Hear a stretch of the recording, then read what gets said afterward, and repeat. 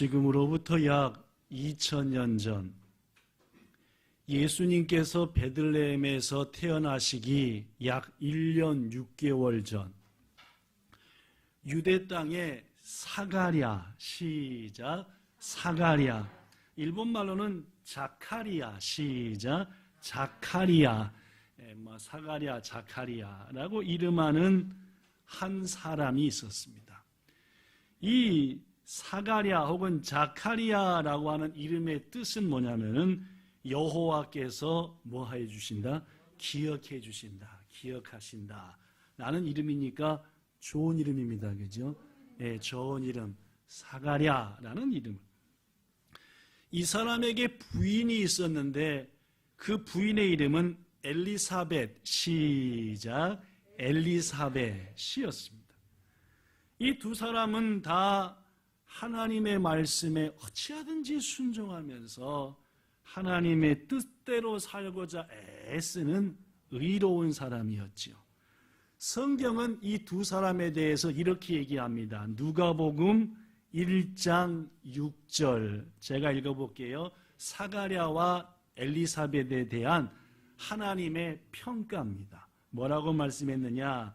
이 두 사람이 하나님 앞에 의인이니, 일본어 보니까 다다시또다, 주의 모든 계명과 규례대로 흠이 없이 행하더라. 주님이 볼 때 흠잡을 데가 없이 말씀 안에서 한두 가지가 아니라 모든 말씀을 지키며 사니까 신앙 안에서 참 훌륭한 부부입니다. 그죠? 사가랴와 엘리사벳이. 그런데 이렇게 신앙생활을 잘하고 하나님 보시기에 흠잡을 게 없는데 결혼한 지 한참이 지나서 이제 더 이상 아이를 낳을 수 없는 나이까지 되었음에도 불구하고 자녀가 없었습니다. 이 둘 사이에 자녀가 없었다. 이 말은 하나님의 계획과 뜻이 있다는 말이겠죠? 그렇죠? 이렇게 주님 안에서 온전한데도 불구하고 자녀가 없었다. 더구나 당시 사가랴의 나이가 몇 살쯤으로 추정되냐면은 사가랴는 레위족 속에 속한 자로서 제사장이었는데 당시 레위족 속은 50살까지만 직분을 감당할 수 있게 했습니다. 그런데 오늘 말씀 전후를 보면은 사가랴가 아직 현직에 있었어요. 은퇴 안 했다는 말입니다. 그죠? 고로 사가랴의 나이는 거의 40대 후반쯤 됐겠다. 요새야 남녀 40대 후반이 되더라도 자녀를 낳을 수 있는데 지금부터 2000년 전에는 조금은 좀 어려웠던 것 같습니다. 그럼에도 불구하고 이 두 부부는 하나님 우리에게도 자녀를 주세요. 당시 모든 상황이 자녀를 얻을 수 없는 상황이지만 뭐 하지 않고 포기하지 않고 몇 달 전에 말씀한 것처럼 포기하지 않고 우리에게도 자녀를 주세요라고 기도하는 부부였다는 거죠. 한참을 기도하고 또 기도하던 어느 날 하나님께서 이 두 부부에게, 즉 사가랴와 엘리사벳에게 천사 가브리엘을 보내셨습니다. 가브리엘을 보내서 이런 말씀을 하셨지요. 누가복음 1장 13절입니다. 여기 써진 것으로 보겠습니다.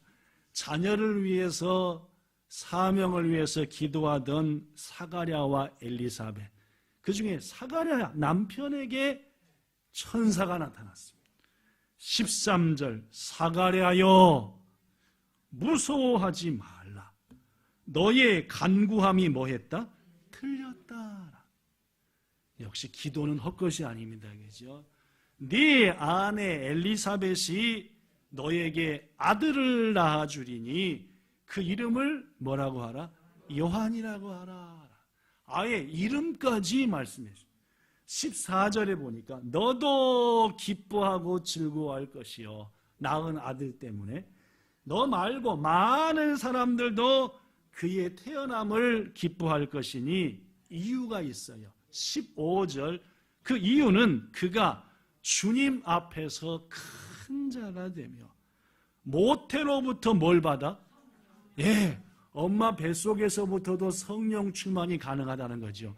고로 우리 태중에 생명이 있는 친구들은 하나님 이 생명 지켜주시고 성령으로 기도해. 그것도 응답된다는 말입니다. 그죠?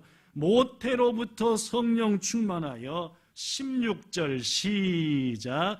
이스라엘 자손을 주 곧 그들의 하나님께로 많이 돌아오게 하겠습니다.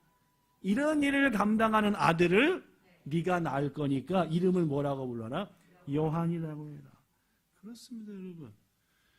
이 부부는 당시에 자녀를 낳을 수 없을 정도의 나이까지 되었지만은 포기하지 않고 하나님께 은혜를 구했더니 그 남편의 사가랴의 이름처럼 하나님이 뭐 해주신 거예요? 기억해 주시고 자녀에 대한 약속을 하셨다는 거죠.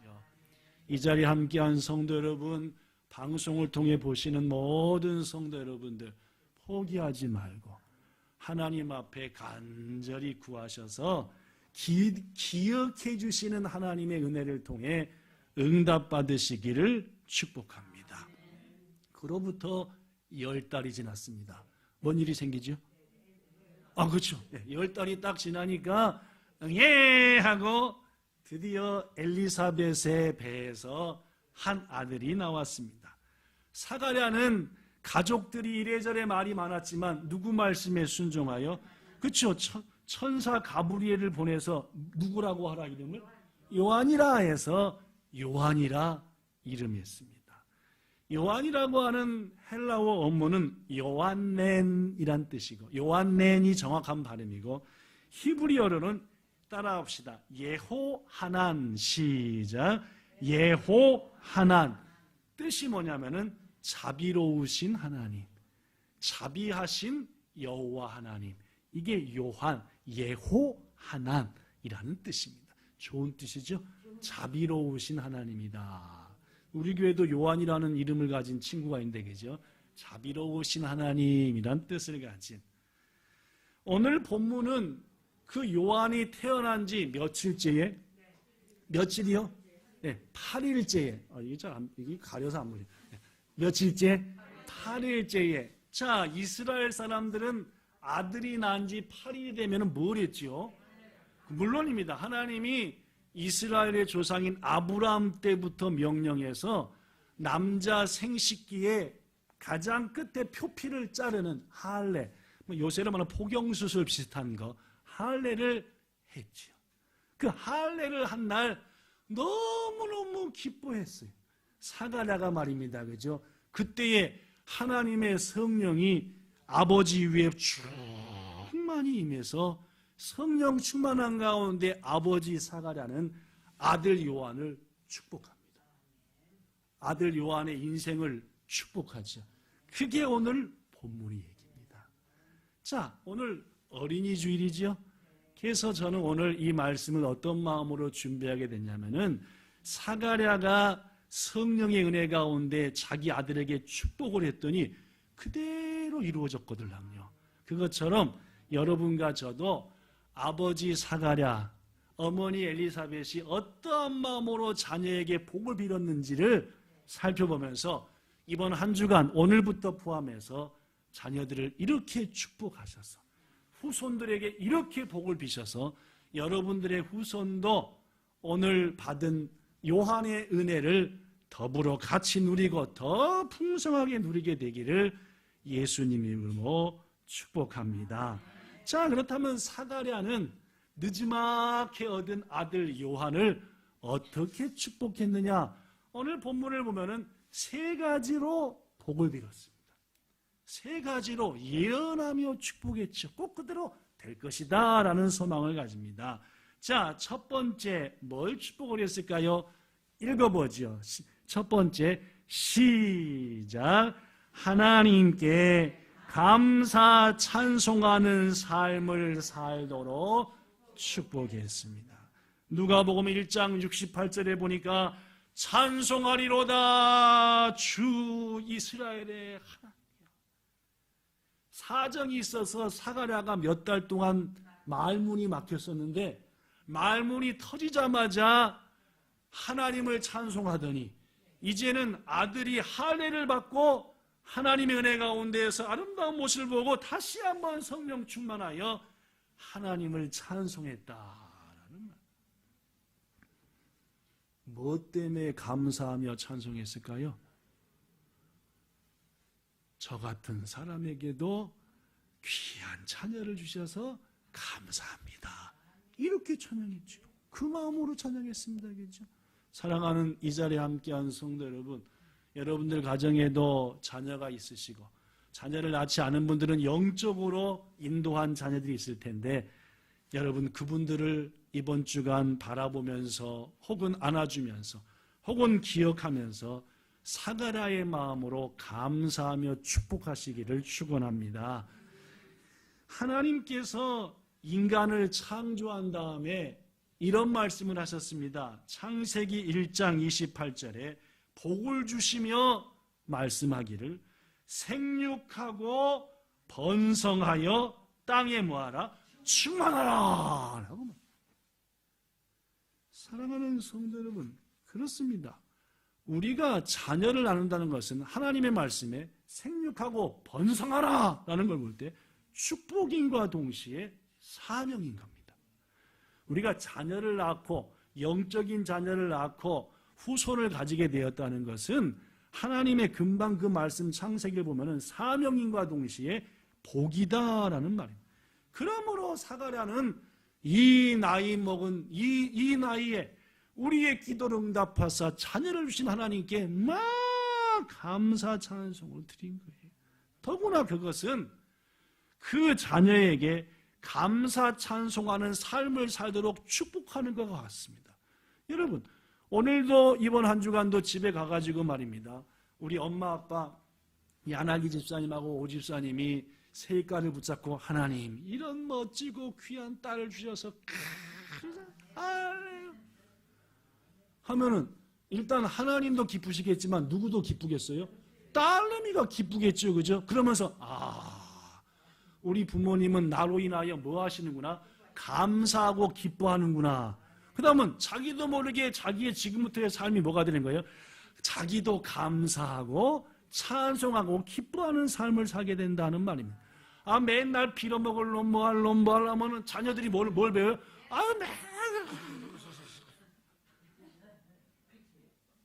그렇죠? 바로 이 사가랴는 자신의 아직 8밖에 되지 않은 아들이지만 그 이후로도 항상 아들을 볼 때마다 감사하고 하나님 찬양합니다 하니까 자기도 모르게 세례 요한 역시도 말입니다. 그죠? 그 감사와 찬양의 모습을 배웠을 것이다 라는 말. 한국 사람들이 자주 쓰는 말 중에 하나가 하나님의 뜻과 매우 어긋나는 말이 있는데 그 중에 하나가 무자식이 뭐다? 상팔. 이게 좋은 말입니까? 나쁜 말입니까? 하나님의 뜻을 정면으로 하나님은 뭐요? 후회요. 점점 번성하라 라고 했는데 자식 없는 게 상팔자요. 이것은 성경하고 하나님하고 대놓고 대매겠다. 또 이런 말이 있습니다. 자식이 뭐예요? 왜 자식이 원수도 아니고 뭐예요? 왼수. 아니 어떻게 자식이 원수일 수가 있겠습니까? 그죠? 물론입니다. 그 의미를 깊이 생각하지 않고 습관적으로 하는 말이긴 하지만은 이 말은 여기 써진 이 나쁜 말입니다. 자녀를 주신 하나님께 대한 원망의 마음도 감춰져 있고 무엇보다 이런 말을 들으면 누가 상처를 받아요? 자녀가 상처를 받죠. 자녀가 있는데 자식 없는 게 상팔자. 자식은 왼수고 이러면은 그 말을 들은 자녀들이 얼마나 사랑하는 성도 여러분, 사가랴처럼 오늘도 이번 특별히 어린이 주니까 한 주간도 우리 자녀를 뭐라고요? 딱 바라보면서 하나님 앞에 이렇게 귀한 자녀를 주심이 감사합니다. 아침에 일어나자마자 기도할 때도 누구누구를 주시고 예를 들면 저한테는 하영이를 주시고 하멜 주시고 또 사이도 주시고 또 그 가운데에서 뱃속에 있던 만큼 되는 이 모든 것도 이렇게 말입니다. 감사하고 찬양하여 우리의 자녀들 역시도 감사와 찬양하는 은혜가 여러분에게 저에게 온 본향성들에게 충만하기를 예수님 이름으로 축원합니다. 자, 두 번째, 사가랴는 자녀에게 찬송하며 감사하는 복을 축복했고 자신 역시 그랬고 그 자녀 역시 그렇게 되게. 두 번째, 시작. 주 예수님을 위해 헌신하는 삶을 살도록 축복했어. 본문 76절에 보니까 76절 보면 이 아이여, 사가랴가 누굴 보면서 지금 이 아이여 그래요? 자기 아들, 내 아들아, 그런 뜻입니다. 그죠? 이 아이여, 내 아들아. 이어서 시작. 주 앞에 앞서가서 그 길을 뭐하라? 준비하라 라고 했어. 이 말이 중요해요. 이 말을 계속 묵상해 봐요. 지금 자기 아들 보러 주인공이 되라는 말이에요. 주인공 되실 분들을, 주인공 될 분을 위해서 열심히 준비하라는 말이에요. 그렇죠? 아무리 봐도 내 아들 요한이가 주인공 되라가 아니라 너는 예수님을 높이는 이 밑바닥을 하는 이 준비하는 자가 되라. 사랑하는 성도들, 대다수 부모들은 자기 자식이 뭐가 되길 바랍니까? 주인공이야. 넌 네가 최고고 네가 가장 위해야 되고. 그러니까 자녀들이 뭐 하는 거예요? 망하는 거죠. 개교고 망하는 겁니다. 자기가 가장 위인 줄만 알고 사니까. 그러나 믿음 안에서 사는 의로운 백성들은 자기 자녀들에게 뭐요? 너는 항상 주님을 높이는, 하나님을 높이는 그 인생이 최고 인생이야. 네가 주인공이 아니라 너를 통해 주님이, 너를 통해 하나님이 높임받아야 돼. 그래서 하영하민한 거 아닌가, 이름이. 그런 거들랑요, 지들은 잘 알겠지만, 그죠? 그래서 그런 겁니다. 우리의 자녀들에게 말입니다. 네가 가장偉이고 너가 항상 주인공, 네가 항상 이거야 돼. 네가 아니라 네를 통해 주님이 높아지고 하나님이 영광을. 이게 오늘 사가랴가 자기 아들한테 한 두 번째 축복이었다. 그러다 보니까 이 요한은, 사가랴의 아들은 항상 그 마음이었습니다. 나는 주님을 높이는 인생. 필요할 때 주님을 통해 나도 아름다워져 해서 그가 장성한 후 누가복음 3장 16절에 보니까 모든 사람이 이 요한이 하나님이 약속한 그리스도 아니야 혹시? 메시아 아니야? 이분이 이거 아니야? 할 때에 요한은 뭐라고 말합니까? 16절 요한이 모든 사람에게 대답하여 이르되 시작. 나보다 능력이 많으신 이가 오시나니 나는 그의 신발끈을 풀기도 감당하지 못하겠노라. 아예 마음에 딱 새겨진 거예요.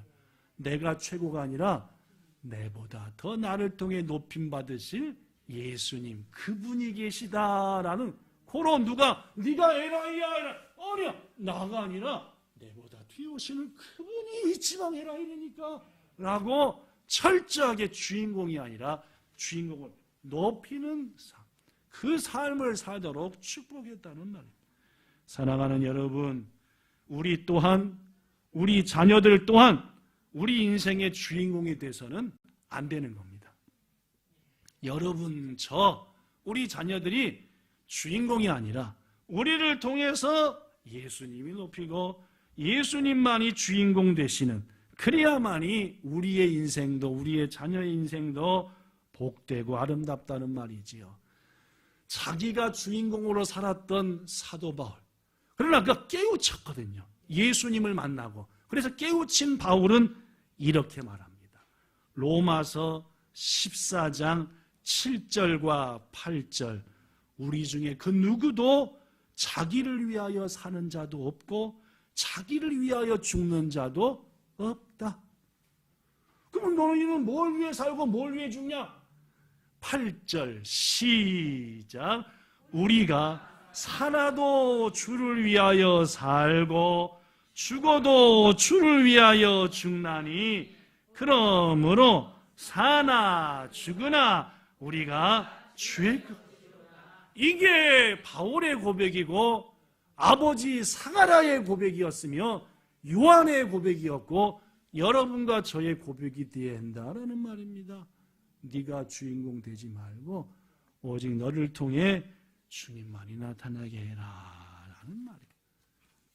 사랑하는 성도 여러분, 바울은 고린도 교회 성도들에게도 이렇게 고백합니다. 너희가 먹든지 마시든지 뭘 하든지 다 하나님 영광 위해서 해야 된다. 그게 우리의 삶의 이유다.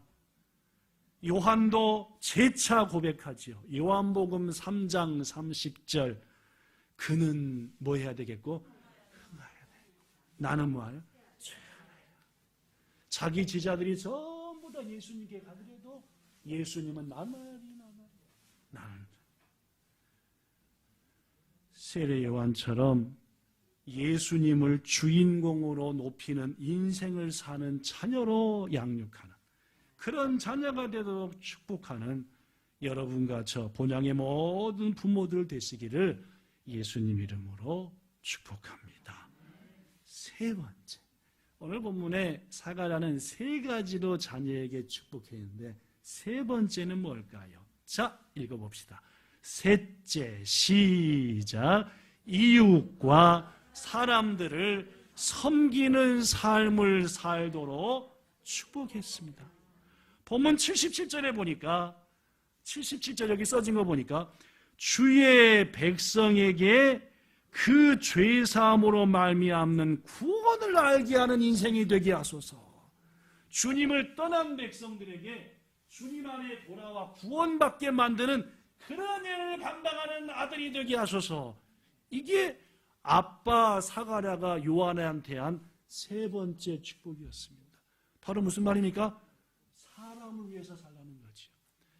니를 위해서 살지 말고 주님을 잃어버린 사람 하나라도 더 하나님께 인도해 나는 그런 인생을 살게 하소서라고 말합니다. 그렇습니다.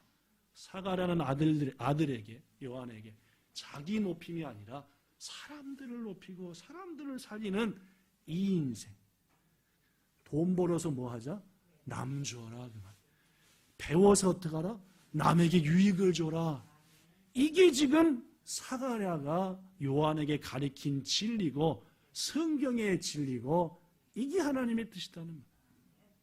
캐나다의 조지 프렌치라는 소년이 하나 있었습니다.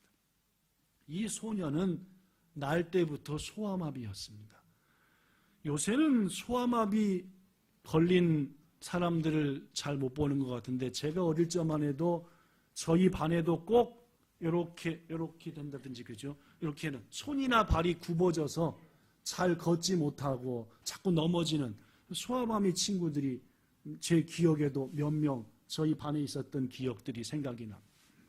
이 조지 프렌치도 소아마비를 앓았습니다. 그러다 보니까 학교 체육 시간에 늘 운동장 구석에 앉아가지고 친구들이 하는 재밌는 체육 수업을 우두커니 쳐다볼 뿐이었습니다. 그가 초등학교 4학년이 된 후 맞은 첫 4학년 체육 시간. 그날도 조지는 운동장 한쪽 구석에 쭈그리고 앉아 친구들의 모습을 부러운 눈으로 나도 같이 체육했으면 좋겠다는 마음으로 쳐다보고 있었습니다. 그런데 바로 그때 새로 오신 체육 선생님이 또복또복해서 조지 앞으로 다가왔습니다. 그리고 이렇게 말씀합니다. 네 이름이 뭐지? 예, 조지 프렌치입니다. 너는 왜 체육 시간인데 그러고 앉아있니? 선생님, 저는 날 때부터 소아마비였어요. 발도 보시다시피 됐고요. 손도 이랬어요. 1학년 때도 2학년 때도 3학년 때도 다른 친구들이 체육하는데 방해가 된다고 항상 어디 있었대요? 네, 운동장 옆에 쳐다보고만 있었어요. 그때 새로운 체육 선생님이 조지에게 말했습니다. 여기 써진 것처럼 조지야, 네가 다리가 불편하면 다른 친구들보다 더 어떻게 하면 되고 그리고 더 열심히 뭐하고 노력하고 이렇게 앉아만 있으면 되겠네. 네가 부족하면 더 한 발짝 더 뛰면 되고, 넘어지면 일어서면 되고, 당장 체육복으로 갈아입고 운동장으로 나와. 조지 프렌치는 선생님의 강경한 태도에 초등학교 4학년 때부터 처음으로 체육 수업에 참가하기 시작했어요. 앗도 유만히 1년이 지나가고 드디어 4학년 말이 되었습니다.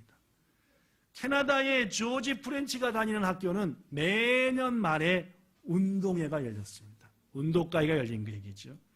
이 운동회 때는 이런저런 게임 등을 많이 하는데, 특히 이 운동회의 클라이막스 대미는 약 3km가 되는 마을 한 바퀴를 뺑 달려서 돌아오는 마라톤이었습니다. 체육 선생님이 조지에게 말합니다. 조지 프렌치, 이번 마라톤 대회도 꼭 참가해야지. 선생님, 체육 시간에는 난또가 된지 모르지만은 제가 이 발과 손으로 마을 한 바퀴를 뺑 돌아는 마라톤에 참여한다, 이건 있을 수도 없고 되지도 않은 일이에요. 전 못합니다. 선생님이 말합니다. 안 돼. 너도 분명 우리 학교 학생이잖아. 달려야 돼. 너도 충분히 달릴 수 있어. 조지는 선생님의 강한 말씀에 때밀려 결국 마라톤에 참가했습니다. 운동회의 마지막 시간, 운동회의 꽃, 어린이 마라톤 대회에 조지가 4학년 때 351명이 전교생이었대요. 351명 전교생이 참가했는데 4년 만에 모든 학생이 다 참여한 마라톤이 되었어요. 지난 3년간은 조지가 안 참석했으니까 그렇지. 여러분, 조지는 끝까지 완주했을 것 같습니까? 못했을 것 같습니까? 완주했으니까 이런 얘기가 있겠죠, 그죠? 했으니까.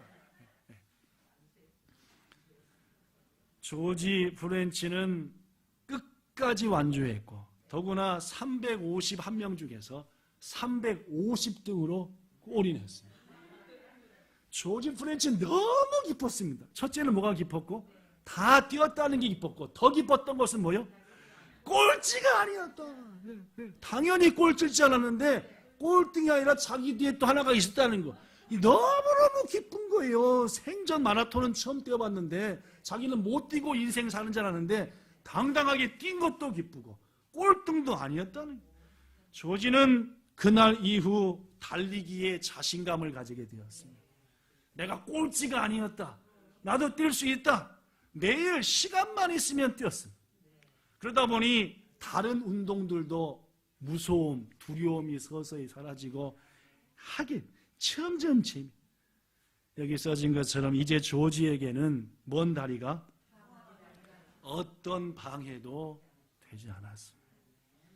조지는 중학교 때에도 고등학교 때에도 열심히 운동을 했고, 마침내 해군사관학교, 해군 장교가 되는, 하얀 옷 딱 입고 하얀 육해공군 중에 옷은 해군이 최고 이뻐요. 제가 볼 때는.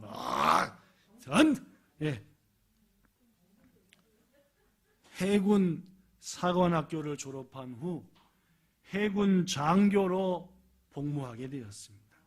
어느 해 조지는 휴가를 얻어 정말 오랜만에, 중학교 고등학교 때도 지나서 정말 오랜만에 자기 고향을 방문했습니다. 때마침 고향에서는 초등학교 동창회가 열리고 있었습니다.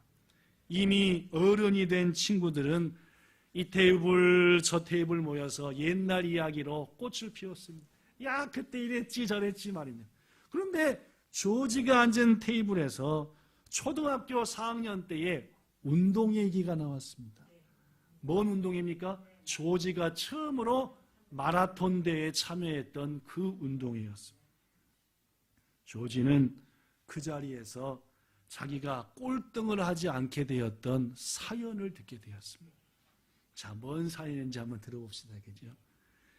그날 운동회가 열리는 날 아침, 그 마을에 하나밖에 없는 교회의 목사님은 자기 아들 윌리엄을 불렀습니다. 그 윌리엄은 실은 조지와 같은 반 친구였습니다. 조지, 아들 윌리엄아, 오늘 운동회 때에 마라톤 대회가 있다지? 예, 아빠. 이번에도 꼭 잘 달려서 등수 들고 싶어요. 그런데 너도 아는가 모르겠지만 그 마라톤 대회에 다리가 불편한 너희 반 친구 조지도 처음으로 참여한다는구나. 예, 아빠 저도 들었어요. 아빠의 말은 이어집니다. 윌리엄아, 조지는 아무래도 다른 친구들처럼 뛰기가 힘들 텐데 네가 조지의 바로 뒤에서 뛰면서 그를 응원해 주지 않으려? 조지 바로 뒤에 뛰면서 힘내. 어려울 때는 살짝 도와주고 그거 네가 좀 해보지 않으려? 조지의 같은 반 친구인 윌리엄은 아빠의 말씀을 아직 4학년이었지만 충분히 이해했습니다. 그래서 윌리엄은 마라톤 내내 누구 뒤에서? 바로 조지. 이지 낸세 니넨세가 다 앞으로 가더라도 이지방 조지 뒤에서 조지를 마음으로 응원하면서 뭔가 할 것 같으면 오 하고 또 대놓고 도와주면 안 되니까 하면서, 그리고 조지가 무사히 350등으로 꼬린 하는 순간 바로 뒤를 이어서 351등으로 골이 난 것이야. 당시 조지는 자기가 다 달렸다는 것 때문에, 그리고 꼴등이 할 때가 되고 와! 이라고 자신의 뒤에 있던 누구를 몰랐던 거예요. 윌리엄에 대해서는 전혀 알지도 못하고 이제서 뭘 들은 거예요? 자초지장을 들은 거예요. 내가 꼴등이 아니었던 것이 친구가 나를 섬겼기 때문이구나. 조지의 눈에 눈물이 가득 맺힙니다. 그래, 오늘 윌리엄이 보이지 않는데 그 윌리엄은 어디가 있는 거니? 왜 오늘 오지 않았니? 라고 물었더니 한 친구가 이렇게 대답했습니다. 윌리엄은 그 후에 신학교를 갔어. 목사님이 돼가지고 그때 아버지 목사님과 더불어 지금 중국의 너무 어려운 곳에 가서 열심히 예수님을 전하고 계신데, 조지는 그 친구에게 아버님에게 인사할 밤 없다. 부대로 다시 돌아와서 해군 장교로서 역할을 하는 내내 그 생각이 떠올랐습니다. 그리고 그는 눈물과 함께 부대에 있는 교회를 찾아갔습니다. 기도했지요. 하나님 감사합니다. 어떻게 됐을까요? 그로부터 몇 년 후 조지 윌리엄 프렌치는 군대에서 제대를 하고 신학교에 입학했습니다. 나도 친구처럼 사람들을 섬기는 삶이 돼야 되겠다 해서 그가 신학교를 졸업하고 처음으로 간 교회가 캐나다 토론토의 빅토리아 로이스 장로교회였고, 그 교회를 늙어서 더 이상 못 움직일 때까지 섬기다가 은퇴했으며, 그분이 자신의 교회에서 자기 얘기를 간증한 얘기들 사람들이 적었고 그 얘기를 오늘 여러분들에게 소개하게 되었습니다. 사랑하는 성도 여러분, 하나님께서 그리고 프렌치 목사님과 친구 윌리엄 선교사를 통해서 우리에게 말하는 메시지는 분명합니다. 빌립보서 2장 4절 시작. 각각 자기 일을 돌볼 뿐더러 또한 각각 다른 사람들의 일을 돌보아 나의 기쁨을 충만하게 하라. 물론입니다. 우리의 일도 우리의 가족의 일도 돌보고 살펴야 되지만은 무엇보다도 그리스도인들은 다른 사람, 길을 가다가도 무슨 일을 하다가도 연약한 사람, 하나님의 은혜 가운데 돌볼 사람, 원정수 장로처럼 버스 바깥에 서 있는 그 거지를 보면서 이게 그리스도인이 가야 될 길이고, 이 사실을 사가랴는 알고 있었기 때문에 자기 아들에게 주인공이 되지 말고 예수님을 높이고, 주인공이 되지 말고 이웃을 높이고 섬기라, 이런 축복을 했고, 아버지의 축복대로 요한은 그런 귀한 인생을 살았다는 것입니다. 사랑하는 성도 여러분, 말씀을 마칩니다. 우리 또한, 우리 자녀 또한 이웃을 섬기고 돌보는 삶을 삽시다. 왜냐하면 그것이 바로 예수님이 사셨던 삶이고 우리가 살아야 될 삶이기 때문입니다. 오늘 어린이 주일을 맞이해서 이번 한 주간 우리 자녀들을 생각하면서 직접 보든 못 보든 하나님 앞에 무릎 꿇고 자녀들을, 영적인 자녀들, 후손들을 축복합시다. 첫째, 하나님, 저들이 하나님을 감사하며 찬송하는 인생 살게 하소서. 하나님, 우리 귀한 자녀들이 스스로 주인공 되지 말고 예수님을 높이는, 마지막으로 사람들을 위해 높아지려 하지 말고 사람들을 높이며 섬기는 그런 자녀가 되게 하소서라고 축복을 하는, 반드시 사가랴의 기도에 응답하시고 축복에 응답하신 것처럼 우리의 축복에도 자녀들을 통해 응답하실 것 믿습니다. 기도하겠습니다. 참으로 좋으신 하나님, 오늘날 많은 부모들은 자기 자녀가 가장 잘나야 되고 가장 높아야 되고 어쩌면 그것이 꿈인지도 모르겠습니다. 그러나 그것은 우리 주님이 원하시는 일이 아닙니다. 주님이 가셨던 길도 물론 아닙니다. 이 시간 우리의 자녀들을 축복합니다. 저들이 감사하며 찬송하는 인생 살게 하옵소서. 저들이 예수님을 주인공으로 하고 그분을 높이는 헌신의 삶을 살게 하옵소서. 무엇보다 이웃과 사람들을 섬기는 섬김의 삶을 살게 하옵소서. 그리하여 이 땅에서도 하나님 나라에서도 주님께 칭찬받는 하늘의 면류관 쓰는 온 본향의 자녀 되기를 예수님 이름으로 축복하며 기도드리옵나이다. 아멘.